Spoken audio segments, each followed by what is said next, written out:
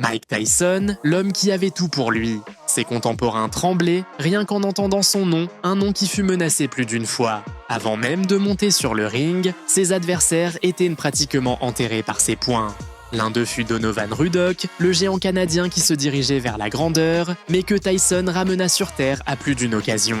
Installe-toi confortablement, car un nouveau Clash of Titans est sur le point de commencer.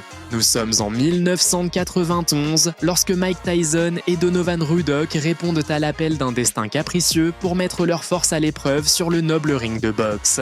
La date fixée est le 18 mars et, sans le savoir, ils allaient écrire un chapitre tenace de l'histoire dorée du pugilisme qui commencerait ce jour-là et se refermerait quelques mois plus tard sur le ring du Mirage Hotel & Casino.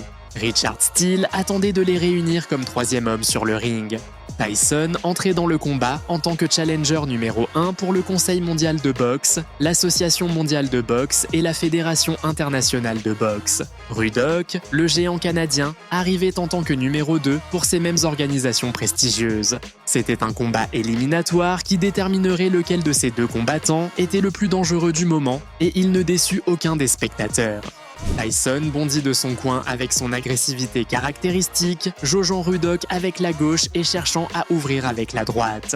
Presque immédiatement, la férocité de Mike le repoussa contre les cordes et, au milieu d'une attaque désordonnée, l'envoya au tapis. Ce coup imposa le rythme du combat dès le début. Tout au long du round, Ruddock tenta de répliquer, mais la garde d'Iron Mike était un mur de béton. Le Canadien commença à prendre ses distances, allongeant son bras gauche et recourant au clinch pour freiner la tempête, mais de temps en temps, Tyson trouvait une ouverture et plaçait des coups qui rappelaient à tous pourquoi il était la machine à knock-out la plus redoutée de la planète.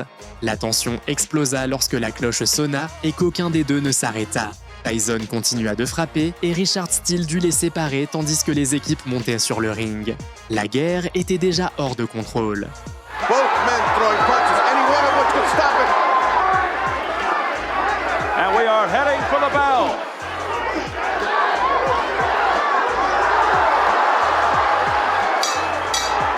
Tyson hitting afterwards.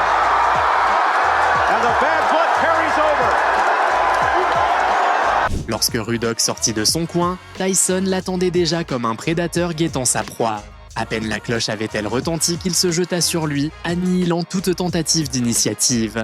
Peu après, un crochet du gauche brutal envoya le Canadien sur la toile. Ruddock se releva immédiatement, incrédule, mais retourna dans un cauchemar permanent. Ses tentatives pour rééquilibrer le combat furent inutiles. Ses attaques manquaient de puissance et s'agripper restait sa seule défense.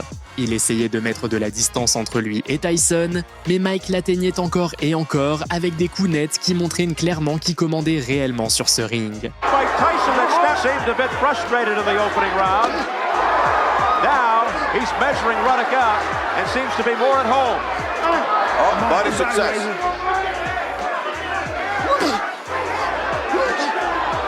And the lucky counterpunch.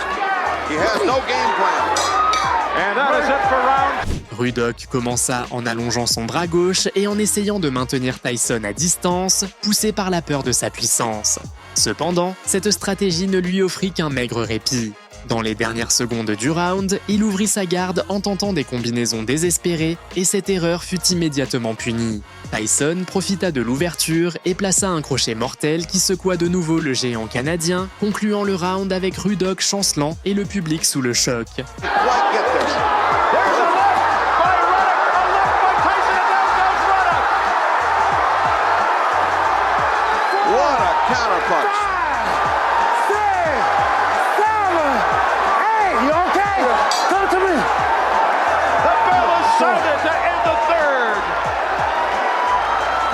Après ce qui venait de se produire, Ruddock ne voulait plus prendre de risques.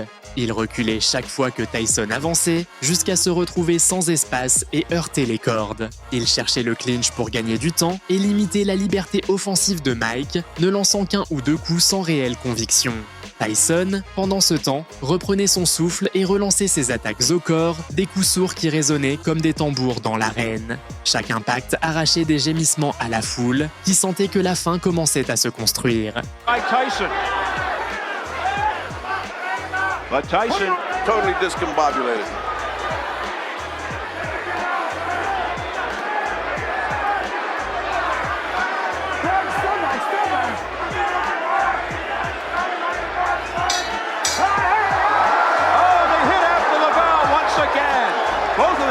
shots in as the fourth round concludes. Le prédateur commençait à se lasser de jouer avec sa proie.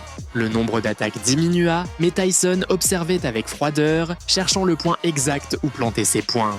Ruddock, de son côté, continuait d'absorber les coups avec un corps de plus en plus fragile, résistant par pur orgueil tandis que les frappes d'Iron Mike le vidaient peu à peu de l'intérieur. On Steele, nevertheless. Steele's one of the best. I don't think anybody can question his integrity or his honesty. A flurry in the center of the ring, midway through the fifth. Tyson with another right. He's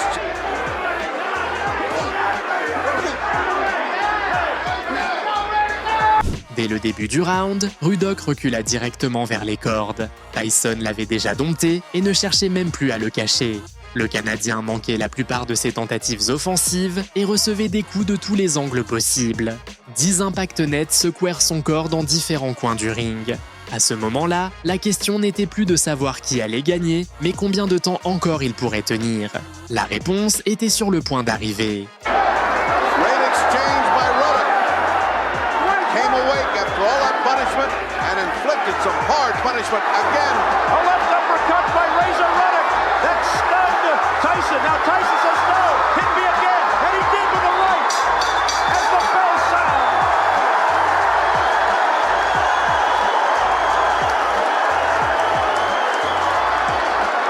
Tyson dominait la première moitié du round lorsque Ruddock décida de baisser sa garde pour contre-attaquer au centre du ring. Ce geste fut sa condamnation.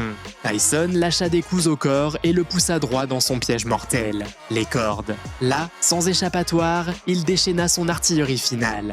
Une combinaison brutale fit vaciller la tête de Ruddock, incapable de résister. Richard Steele intervint et arrêta le combat. Mike Tyson fut déclaré vainqueur par arrêt de l'arbitre à 2 minutes et 22 secondes du 7e round. But Razor Ruddock, I'm sure, winning over a lot of people here for withstanding this kind of barrage. Oh, what a right by Tyson! And Ruddock continues to stand. But that wavered him. He wavered in the breeze just then. Tyson has Ruddock on the ropes. If Tyson applies the pressure, he's got him where he wants him now.